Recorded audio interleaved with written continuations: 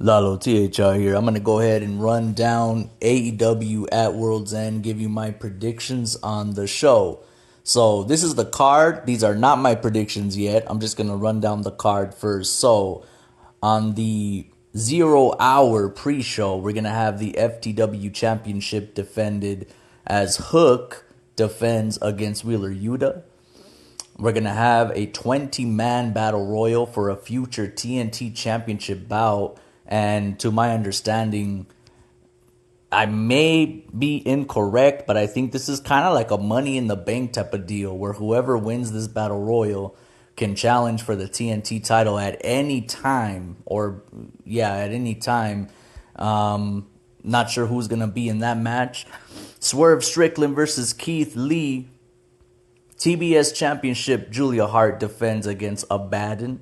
Miro versus Andrade El Idolo. 8-man tag team match featuring Ricky Starks, Big Bill, the tag champs, Kyle Fletcher, and Powerhouse Hobbs versus Chris Jericho, Sammy Guevara, Sting, and Darby Allin.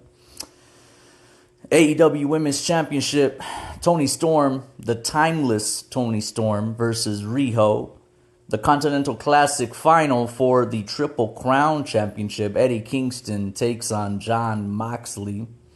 The TNT Championship no disqualification match between legends Christian Cage and Adam Copeland. And the main event, AEW World Championship, MJF defends against Samoa Joe. So we're going to go ahead and start from the 0 hour, which kicks off at 8 p.m. Eastern, 4 p.m. Pacific. The FTW Championship, not an official title, by the way. Hook versus Wheeler Yuta. Hook's going to take it. And really, I think this title shouldn't even be a title. It shouldn't even be on screen. I think they should retire it. Hook should just hang that title up on his wall. Keep it. You know, that's a very special thing between him and his pops. Old ECW thing. And they should be done with it. But I'm going to pick Hook on that one. And the 20-man battle royal for a future TNT Championship match. This is just a big guessing game because we don't even know who the participants are in this. At least I don't, in this matchup. But if I have to pick anybody, the guy I've been thinking of to win this lately is Jack Perry. I think this is gonna be the return of Jack Perry, and this is his comeback story. He's gonna win that, which has implications for another match going down on this card. We'll get to it later. Swerve Strickland is going to defeat Keith Lee. I'm just going to leave it at that. Obviously, this is a story that goes back a year ago between Swerve and Keith Lee. It was never explored any further. You had Rick Ross, tell Keith Lee on national television, "You a big motherfucker." And then we never heard from this match again. We never heard from Rick Ross again. And we never seen Keith Lee and Swerve Strickland pursue a grudge match. It just never happened. I don't know if it was because of that F-bomb heard round the world, or I don't know what. Tony Khan just forgot. I don't know what happened. But we're finally getting it here just to give Swerve something to do. This is a stay busy match. A stay busy bout for Swerve Strickland. Let's not pretend that this match has any serious implications, but I am happy to see Swerve on the card, and I stick to my guns. I really think Swerve should be the devil, and I think he should be the one to take the title off of MJF.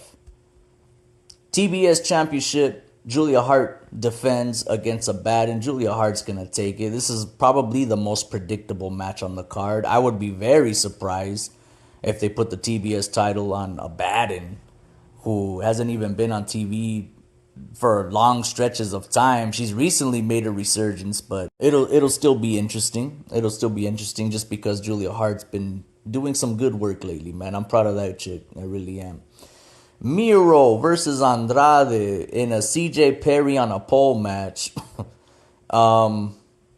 This is kind of a pick'em in a way, but then at the same time, it's kind of easy to think Miro was going to win. especially with all of the news coming out recently that Andrade is going to depart from AEW and is expected to return to WWE. In fact, Dave Meltzer tweeted not too long ago that even people within WWE expect Andrade to return to the company. So obviously, you know the tradition in wrestling, when someone's about to leave, they're going to put others over on their way out. Let me just say, Miro, I think he likes seeing other dudes with his wife, man. I really do. I mean, this is the second time now that this dude is cucked on TV. You had Bobby Lashley rolling with Lana in WWE, and now you have Andrade El Idolo rolling with Lana, also known as CJ Perry in AEW. Like he likes seeing her with other dudes. Like all we need now is to see CJ Perry, go with Konosuke Takeshita next. Have the trifecta of I don't know, messing around with other people. But if I had to pick a winner for this match, I want to say Andrade, man. I want to say Andrade, but I'm gonna have to go.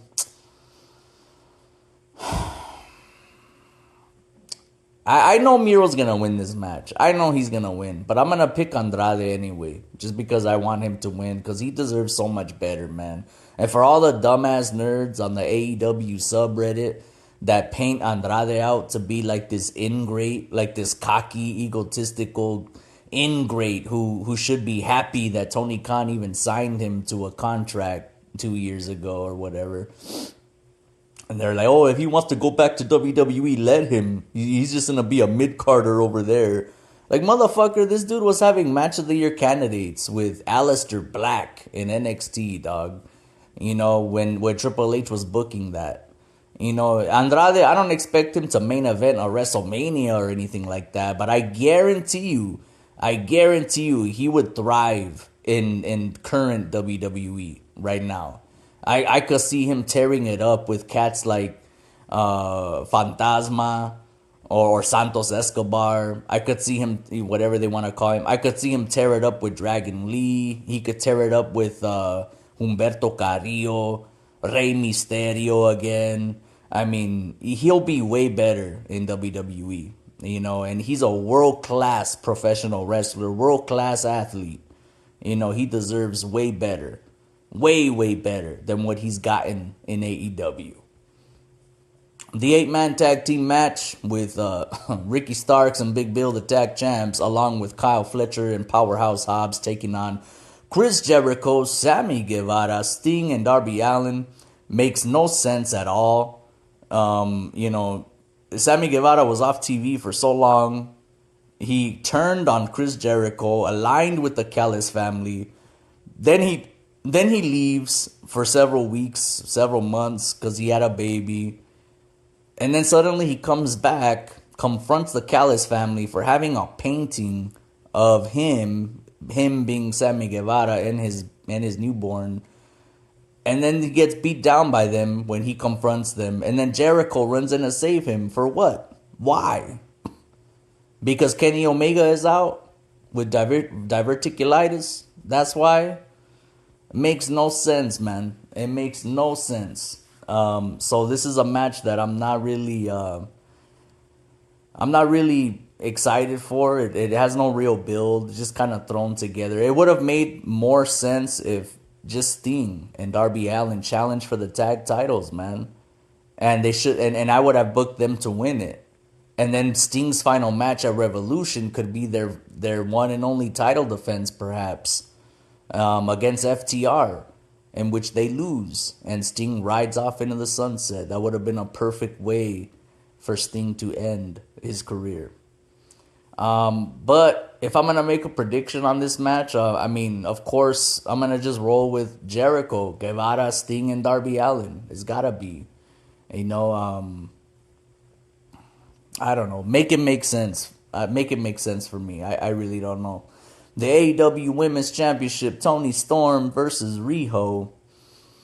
Toni Storm is gonna take it. It's too soon for her to drop the title, and she's the best thing in the women's division right now in AEW. But I mean, given the state of AEW's women's division, that's not really saying much.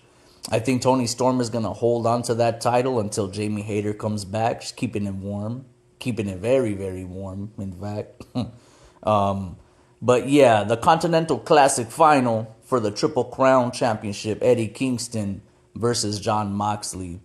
You know, let me just say right now, when Jon Moxley beat Swerve on Dynamite, I was outraged. I was outraged. I was just like, are you kidding me, bro? Tony Khan, are you fucking kidding me, dog? But then when Eddie Kingston beat Bryan Danielson, then it all made sense to me. Because you gotta keep in mind, Eddie Kingston and Jon Moxley have a history together. They're legit like best friends. And they're so similar. In fact, I actually wanted Eddie Kingston and Jon Moxley to win the tag titles. Back when they were a tandem and coming out consistently together, I thought they would have been perfect tag team champs because they just fit so perfectly, man. They're like peanut butter and jelly, them being Eddie Kingston and Jon Moxley.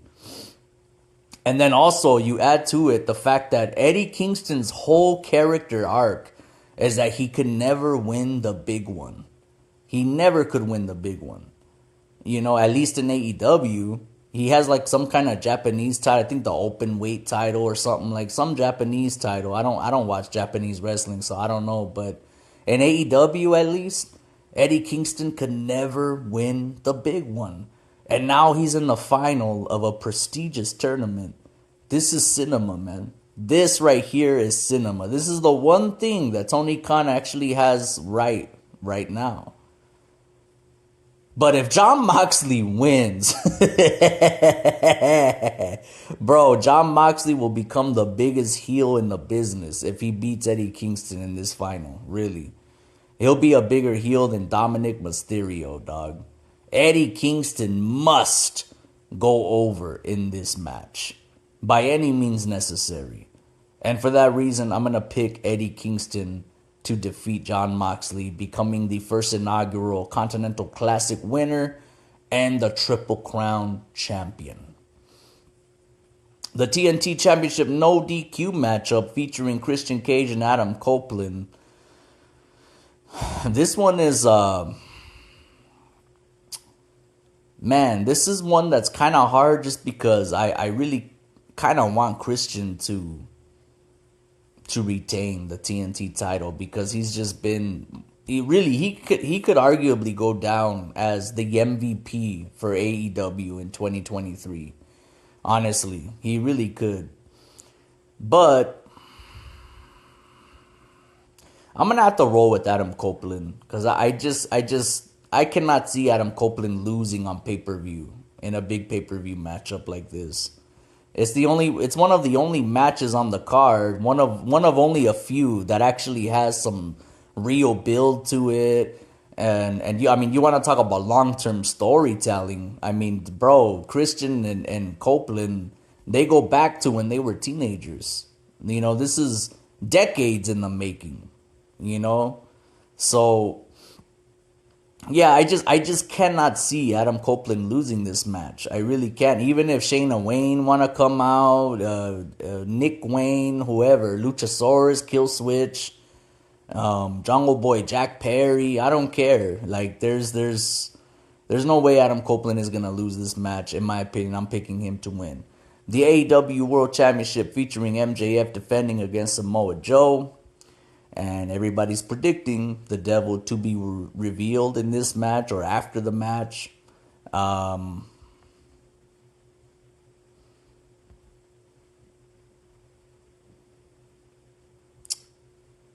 going to pick MJF to retain. I'm going to pick MJF to retain the title because I'm just going to do some fantasy booking here. Like I said before in a previous episode, I really think Swerve should be the devil. And the way I would book it is I would have MJF retain the title, beating Samoa Joe in a hard-fought match. And then suddenly the lights go out. Everybody's expecting the devil to come out, right? And they can create, a really good presentation here. I'm not gonna go into details. All I know is, just the too long didn't read version of this. I would just have Tony Khan come out on stage, man. Maybe a spotlight, bam, just a spotlight comes on and it's Tony Khan on stage. And he tells MJF, you remember when you called me a fucking mark in Los Angeles, in our debut in Los Angeles? Well, I'm not the devil, Max. Here's your devil. And out comes the devil in the devil's mask and everything. But then when he unmasks, it's Swerve Strickland. And then Tony Khan announces MJF has to defend the title again right now against Swerve, who is the devil. He rings the bell, kind of like cashing in the Money in the Bank. And of course, Swerve, maybe MJF gets a little fight in, but Swerve subdues him real quick, wins, and captures the AEW World title. That's how I would do it. That's just me fantasy booking. I know that is probably not going to happen at all, but that's just me. But either way, I'm going to pick MJF to retain, and I know that's not likely either. Everybody's expecting Samoa Joe to win the title. But I just don't think it's a good move. I really don't. And I love Samoa Joe. Don't get me wrong. I love Samoa Joe. He's a real one. He's a real OG, man. I remember him in ROH having classics with CM Punk and Low Key. I mean, he's an all-round classic wrestler, man. But I just don't think he should be the one to beat MJF. See, right now, what you got to understand, MJF is kind of like AEW's version of Roman Reigns. On a much, much smaller scale, of course. But he really is like the AEW's version of Roman Reigns. Like, he's been the champ for so long. He's the most over guy in the company right now. He's kind of has this larger than life aura to him somewhat. So beating MJF for the title is something very special that they shouldn't just give away to just anybody. And I know Samoa Joe isn't just anybody. He's Samoa fucking Joe. I get it, but I think whoever takes the title from MJF has the opportunity to be built, to get a big rub, to get, it's kind of like Undertaker losing his WrestleMania streak, kind of, on a much, much smaller scale again. But again, just using that as a comparison. We wanted somebody new, a new star to be built by taking that streak away. It's the same thing here. Like, I really don't want Samoa Joe. He doesn't need the world title, daddy. Samoa Joe doesn't need the world title. This dude he's legit. He's built. He's a made man. You know what I'm saying? He's a capo. He's a made man. I think Swerve should come out after this match and be revealed as a devil, and he should take the title off of MJF. And then MJF could go away and recover because he's injured. And there's actually reports that he might need surgery for his shoulder. And Samoa Joe could also go away and do his Twisted Metal show or whatever else he's got going on. You know what I mean? It's Swerve's time, man. I really believe so. So I'm picking MJF to retain the world title, defeating Samoa Joe at World's End.